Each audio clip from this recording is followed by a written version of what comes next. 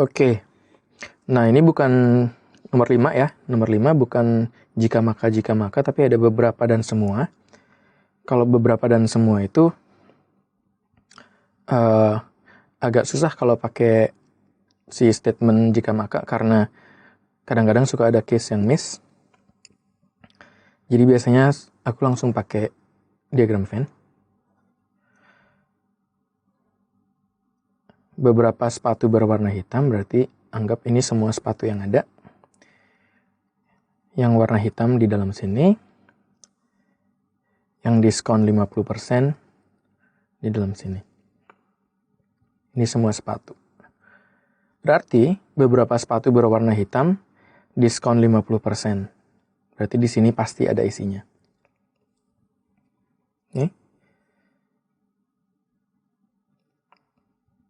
Kalau semua sepatu yang diskon 50% berwarna hitam, berarti di sini nggak ada isinya.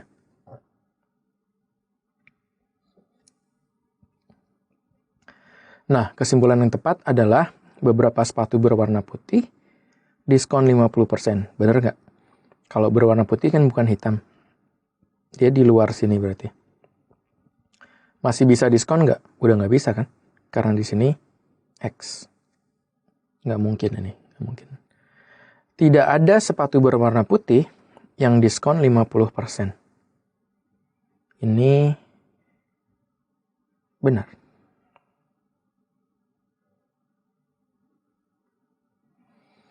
Semua sepatu yang berwarna hitam, diskon 50%. Masih ada di sini.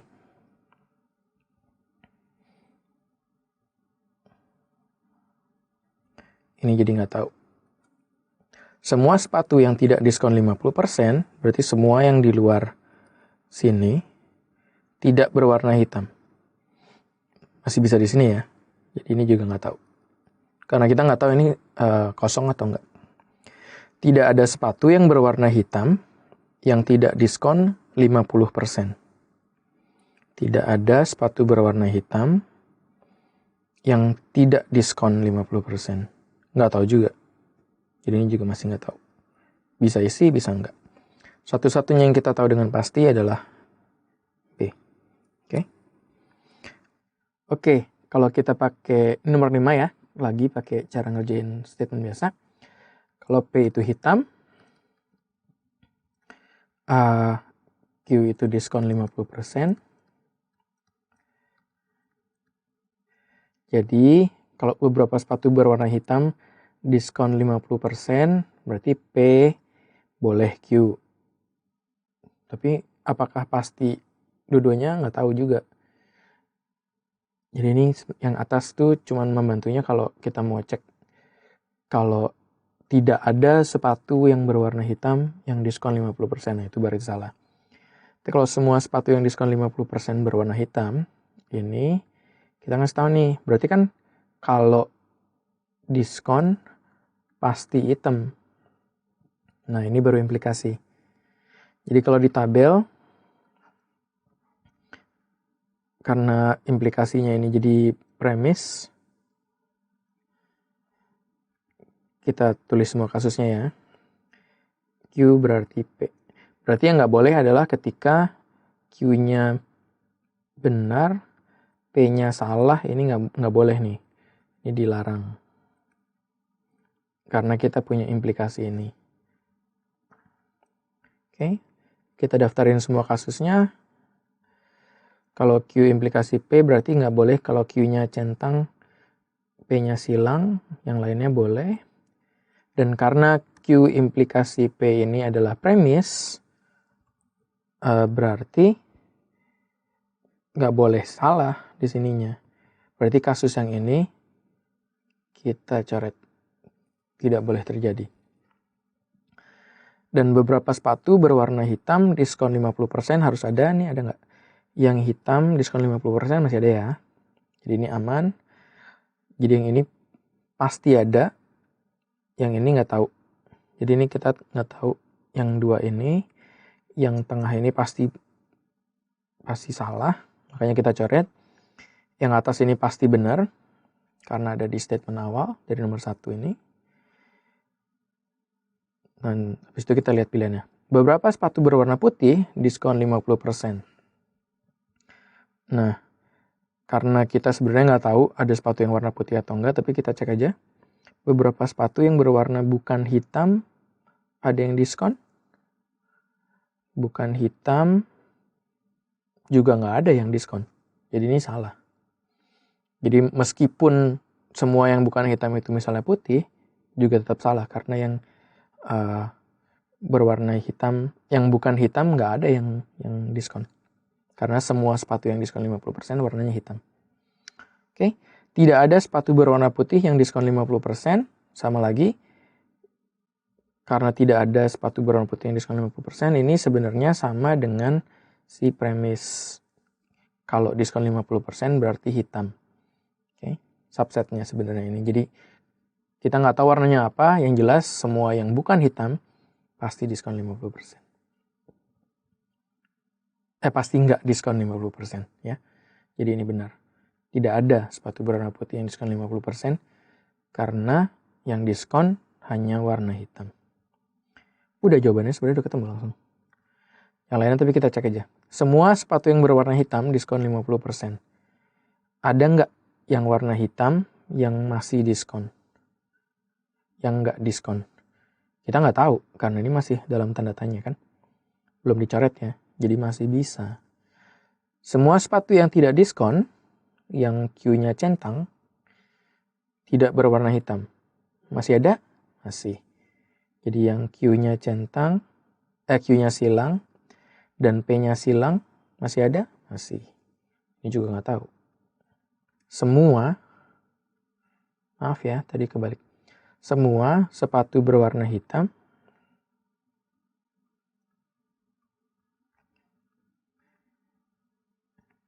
diskon. Apakah ini benar? Apakah semua yang P-nya centang berarti Q-nya juga centang? Nggak ya, karena ada yang ini nih masih. Yang baris 2 ini. Jadi masih bisa nggak diskon. Jadi ini juga tidak tahu. Oke, berarti jawabannya B. Oke, kalimatnya ada 3. Ke kantor menggunakan MRT dan ketemu Wawan. Buat diagram van-nya, ke kantor, naik MRT, ketemu Wawan. Kotakin biar kita ingat kalau di luar ini masih ada satu kasus. Lalu kita cek. Kadang-kadang Rudy ke kantor dengan menggunakan MRT. Berarti di dalam sini ada isinya.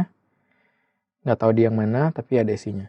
Karena bisa jadi dia nggak pernah pakai MRT juga bisa. Jadi nggak tahu. Yang jelas dia pernah pakai.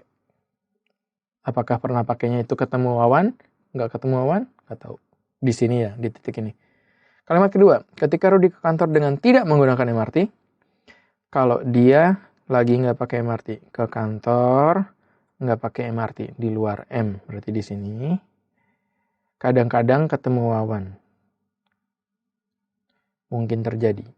Ini mungkin terjadi, mungkin nggak terjadi, kita nggak tahu, nggak dikasih tahu apa-apa.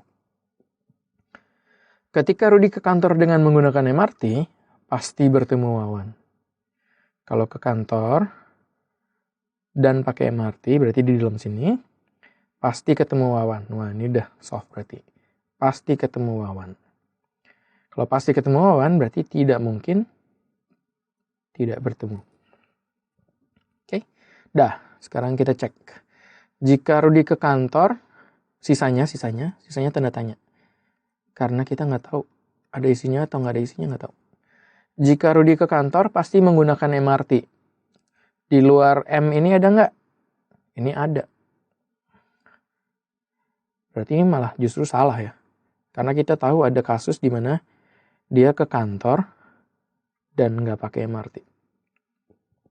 Jika Rudy bertemu Wawan, kalau dia ada di dalam sini, pasti Rudy menggunakan MRT. Pasti dia juga di dalam sini. Salah juga ya. Kenapa? Ini ada. Ya.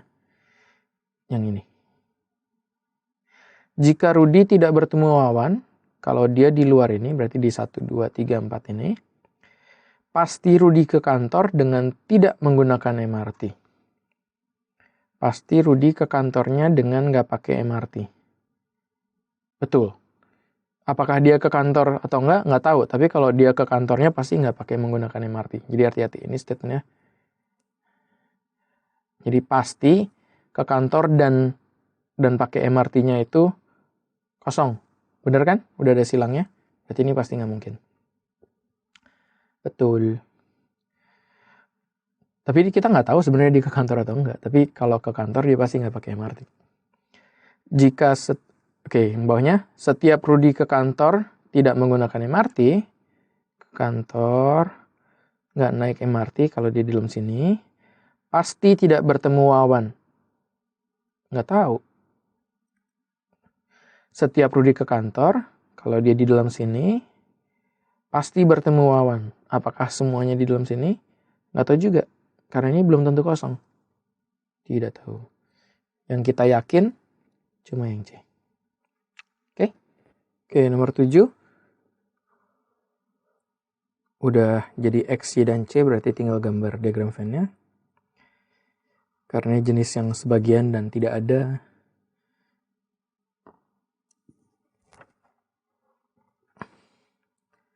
Oke, kita kotakin biar nggak kelupaan kalau di luar ini ada sesuatu. Kita cek, sebagian X bukan C. Jadi ada yang di dalam sini yang bukan C. Jadi nggak tahu di mana, tapi salah satu di sini atau di sini. Jadi kita kasih centang di tengah-tengahnya. Tidak ada X yang adalah Y, berarti di dalam X nggak boleh di dalam Y juga, berarti ini salah. Pasti nggak ada isinya, makanya kita tandain dengan X. Dan karena ini udah kita tandain X, berarti sebelahnya sini pasti ada isinya, karena tadi ada yang di sini. Oke, udah. Sebagian Y adalah C. Sebagian yang di dalam Y ada di dalam C juga. Harusnya kita nandainnya di sini. Tapi karena kita tahu di tengah ini nggak ada, berarti kita tahu nandainnya di sini. Oke, kita lihat semua pilihannya. Sebagian X ada yang di dalam sini adalah Y. Sebagian yang di dalam sini juga. Nggak bisa ya, udah disilang nih. Salah. Sebagian X adalah C. Sebagian yang di dalam C juga. Masih kosong. Sebenarnya kalau masih kosong itu kita nggak tahu. Bisa silang, bisa centang. Jadi nggak tahu. Sebagian yang bukan X, sebagian yang di luar X adalah Y dan C. Di sini. Ini pasti ada isinya, berarti ini benar. Tidak ada X yang adalah C. Tidak ada X yang adalah C. Ada nih. Bukan, itu bukan C ya. Berarti kita mau lihat yang ini. Tidak ada yang X yang adalah yang C. Di sini. Tapi di sini kita nggak tahu. Berarti nggak tahu. Tidak ada yang X yang bukan C. Tidak ada yang di dalam sini. Yang di luar C. Berarti kita lihat yang ini. Ini salah. Karena ada isinya. Pasti. Yang pasti benar yang mana? Yang centang cuma satu. Berarti jawabannya adalah C. Yang B dan D mungkin benar, tapi karena nggak yakin mungkin salah juga. Jadi kita nggak pilih yang itu. Oke, lanjut. Nomor 8. Astaga, ini ribet sekali. Coba kita pisah-pisahkan ini si jika makanya. Hati-hati ya, ini ada semua, ada beberapa, tidak. Aduh, ributnya. Bentar. Atau tidak benar bahwa. Ini kalau tidak benar bahwa ini berarti tidak benarnya tuh satu kalimat. Terus ini beberapa orang membuat kritik membangun dan beberapa orang tidak mengapresiasi karya seniman. Karena ini membuat pusing, jadi kita tandain satu-satu aja. Ini P ya. Salin deh. Beberapa seniman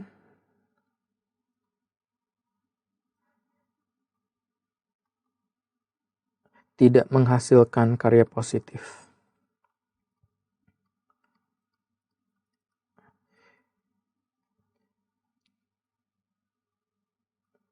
Oke. Negasinya apa? Apakah artinya beberapa seniman menghasilkan karya positif? Bukan ya. Negasinya ini adalah kalau ini salah, kalau beberapa seniman tidak menghasilkan karya positif itu salah, negasinya adalah semua seniman menghasilkan karya positif.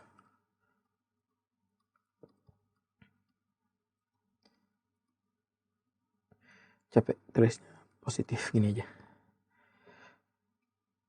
Ini kita kasih nama Q. Berarti jika semua orang tidak merasa terinspirasi, semua orang tidak merasa terinspirasi.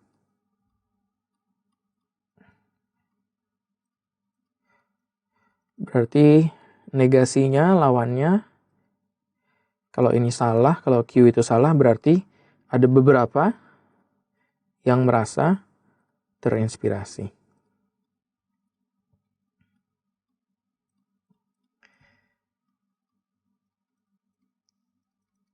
Oke, salin lagi R.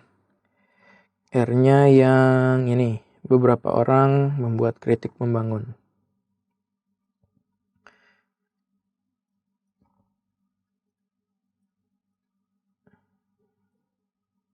Oke. Kritik membangun. Negasinya jadi semua orang tidak membuat kritik membangun.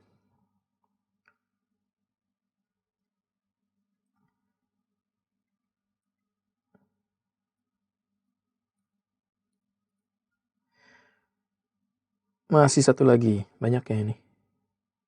Ini R, yang ini S. Beberapa orang tidak mengapresiasi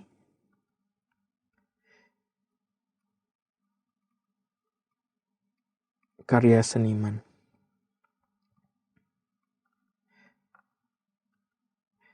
Kita catat dulu negasinya, biar nggak ketukar-tukar. Ini jadinya semua orang mengapresiasi karya seniman.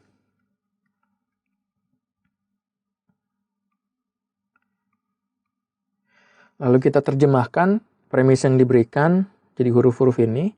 Yang nomor 1 ini adalah jika Q maka P. Premis 1. Premis 2. Semua orang tidak merasa terinspirasi Q atau R. Oke. Premis ketiga adalah tidak benar bahwa beberapa orang membuat kritik membangun R dan beberapa orang tidak mengapresiasi karya seniman S. Berarti ini bukan R atau bukan S.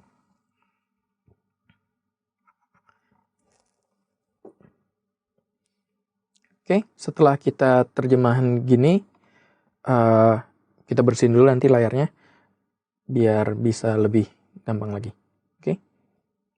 Oke, nah ini udah dirapiin yang tadi kita tulis dari merapikan semua premisnya biar kita bisa lihat. Jadi ini premis nomor 1, 2, dan 3 udah kita jadiin dalam bentuk PQ dan RS.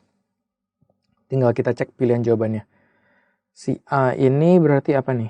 Beberapa seniman tidak menghasilkan karya positif, itu P. Atau beberapa orang mengapresiasi karya seniman. Nggak ada, ini bukan kalimat ya. Ini bukan kalimat yang valid dalam PQRS, jadi pasti nggak bisa. Karena ini nggak ada matchingnya. Bukan S, dia juga bukan S. Ini apa nih, nggak tahu. Coba B, beberapa seniman tidak menghasilkan karya positif atau semua orang mengapresiasi karya seniman. Berarti di B ini P atau semua orang mengapresiasi karya seniman. Atau bukan S. Oke. Pilihan C, Jika semua seniman menghasilkan karya positif, maka beberapa orang mengapresiasi karya seniman. Jika semua orang menghasilkan karya positif, semua seniman. Jika bukan P, maka beberapa orang mengapresiasi karya seniman. Nggak ada juga, ini nggak ada ya. Jadi pasti salah. Karena bukan statement yang diberikan dalam soal. D, jika semua orang mengapresiasi karya seniman, semua orang mengapresiasi ini. Jika bukan S, maka semua seniman menghasilkan karya positif, maka bukan P. Pilihan E setelah diterjemahkan dalam simbol, jika beberapa seniman tidak menghasilkan karya positif, ini P, maka beberapa orang tidak mengapresiasi karya seniman, maka S. Oke. Kita cek dari yang kita punya, premis yang kita punya adalah Q, maka P. Ini kalau dibalik, kontranya jadi bukan P, berarti bukan Q. Kita bisa dapatkan premis ini dari premis pertama. Premis satu lagi ya, ini yang perempat. Dari yang nomor 2, Q atau R bisa kita ganti jadi premis jika maka juga. Itu negasi. Jadi kalau atau kalian negasiin salah satunya, jadi jika. Yang kalian negasiin jadi jika. Yang nggak kalian negasiin jadi makanya. Jadi ini karena Q atau Q atau R. Dan aku lihat nih ada bukan Q di sini, yang aku negasiin jadi Q-nya. Jadi bukan Q, maka R. Ini dapatnya dari sini. Oke. Statement nomor 5. Dari nomor 3, bukan R, bukan dalam kurung R dan S. Si bukannya ini aku buka dulu, jadi bukan R atau bukan S. Dan setelah jadi atau, kita bisa pakai metode yang sama, kita jadiin implikasi. Karena ini ada R, aku mau negasiin si bukan R-nya. Jadi R, maka bukan S. Oke. Nah ini 4, 5, 6 kalau kalian lihat berantai nih. Bukan P, maka bukan Q. Bukan Q, maka R. R, maka bukan S. Kalau dijadiin satu, ini jadinya kalau bukan P, maka bukan S.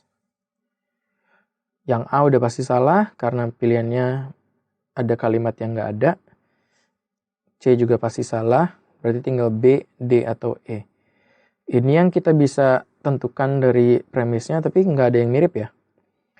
Nah, tapi mungkin salah satu ekuivalen dengan ini, tapi tersembunyi. Coba kita balik.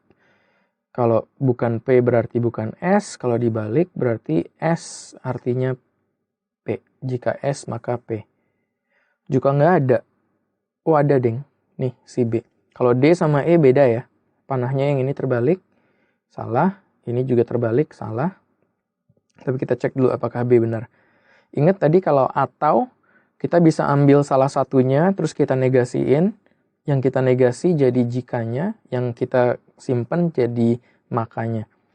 Jadi ini kalau mau dijadiin jika maka adalah negasi P, maka negasi S, atau kalau mau satunya lagi yang dinegasiin, ini juga sama dengan kalau yang kita negasiin S-nya, bukan S-nya, jadi negasi bukan S, jadinya P. Negasi-negasi berarti S adalah P. Oke, ini yang 2 yang kita mau cari kan? Sama nih. Yang S ini juga. Oke. Berarti jawabannya adalah B. A salah karena ada kalimatnya yang entah dari mana. B juga salah karena ada kalimat yang entah dari mana. D salahnya karena kebalik. Yang kita dapatkan tidak sesuai dengan premis yang kita hasilkan dari 3 premis pertama. E juga kebalik. D sama E sebenarnya sama kalau dilihat. Jadi jawaban yang benar adalah B. Oke.